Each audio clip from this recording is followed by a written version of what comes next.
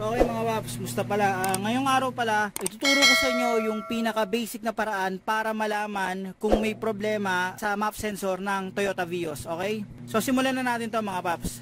Gagawin ko tong video na to kasi ito, pang-confirm to in case na meron kayong suspecha na may problema sa map sensor. So sa map sensor kasi, ano yan, built-in na yan. So paano ko nasabing built-in yan? Kasi sa iba, ang dire-detect lang niya ay, di ba, gaano karami dumadaloy na hangin, pumapasok na hangin.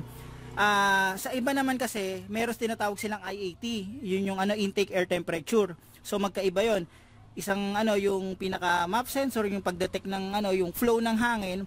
Tapos may ibang sasakyan na mayroon pang bukod na sensor, yung temperature ng hangin na pumapasok sa loob. So IAT 'yon. Sa map sensor ng Vios, built-in na siya. So andyan na yung pinaka IAT niya, andyan na rin yung makaka-detect ng ng pasok ng hangin. So built-in na siya. Pero usually kasi sa Toyota Vios o kahit sa ibang sasakyan, hindi gaanong big deal yung IAT. Ang nagiging big deal talaga is yung kung nadedetect niya talaga, kung nadedetect niya na may pumapasok na hangin. Kapag kasi hindi niya nadedetect or sablay yung pagkakadetect niya ng na pumapasok na hangin, doon na magkakaroon ng check engine, tas ibabatong code ay yung map sensor. So ibig sabihin niya hindi na nagre-response yung map sensor, hindi niya na nakaka-sense ng hangin na pumapasok. So yun yung gagawin natin. Mas mabilis to sa OBD scanner, pero kung walang-wala, pwede nyo gawin to. O nga pala, nakalimutan ko, kapag gagawin tong test na to, sigurado yan, magkakaroon ng check engine yung sasakyan nyo pagkatapos yung i-perform to. So ang gawin nyo na lang, i-reset ECU nyo na lang, or kung may OBD scanner kayo, delete nyo. Pero reset ECU nyo lang, mawala yung check engine, okay? So una nang ating gagawin, check na muna natin yung supply. So sa pag-check ng supply, kailangan yung i-ground yung pinaka-test probe nyo. So ito, negative yan. So naka-ground na yan. Tapos ito, isasakit, tanggalin nyo lang yan. Ito yung isasakit ng map sensor. Yan. Tapos, so kailangan may makuha tayong 11 to 14 volts kapag ino natin yan. Okay, so ito siya. Ito, dito natin lalagay yung positive. Yan. Tapos, kapag inon ko yan, dapat may makukuha akong 11 to 14 volts. Yan niya. So naka-on na yan. Naka-on na yung hindi ko pinaandar yan, naka-on lang. Tingnan niyo. So meron ako 11.95 volts. Okay? So ganun lang. Off ko na uli yan. Okay, so dito ang positive. Yan. Ito in-off ko na. Wala na makukuha yan, in-off ko na eh. So dito. So ganoon lang mga paps. So na-confirm natin na may supplyan, good ang supply niyan. So sa pag-check ng map sensor, di ba ito yung socket niyan. So ang socket niyan ito 1 2 3 4 5. So sa map sensor naman, ito yung pinagko-connectan niya. Siyempre ito yung 1 2 3 4 5. So dito sa connector ng map sensor saka sa map sensor, itong number 1 na to, yan, ito yung pinaka positive, okay? Plus B ang tawag diyan. Tapos nun, meron yung number 3 to, saka number 3. Yung number 2, yun yung tinatawag na E2G. So, yun yung negative. Yung number 3, yun yung positive, tinatawag na VG.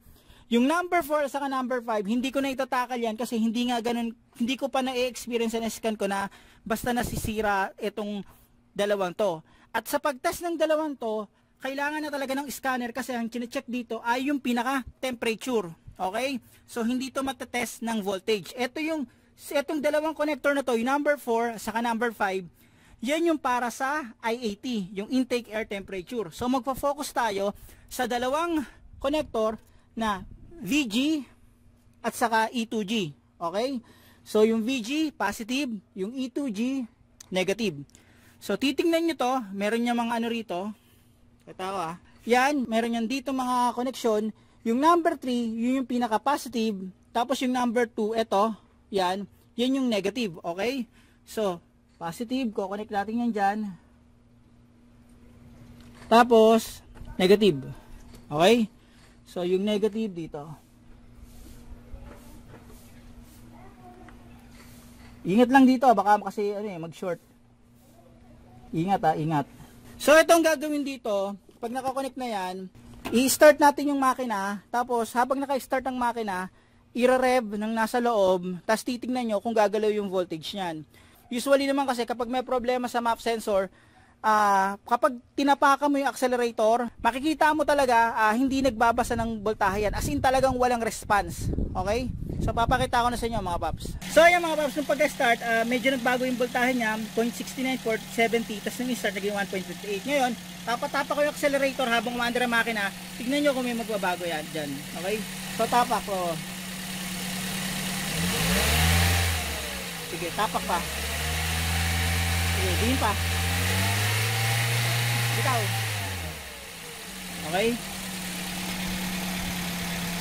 So nakita nyo, tinatapakan yung accelerator, nakaandar ang makina, tinatapakan ang accelerator, tumataas yung voltahe niyan. So yung ginagawa naming diskarte, kapag na-detect na ng scanner na may problema sa map sensor, i-confirm namin gamit yung ganitong method. So simple lang, paandarin ng makina, tingnan kung magre-response o tataas yung pinaka-voltahe niyan, okay? So itong test na to, parang tinetest nyo lang kung nagre-response or good talaga yung map sensor. So parang dalawa lang yan, good or hindi nakaka-response, okay?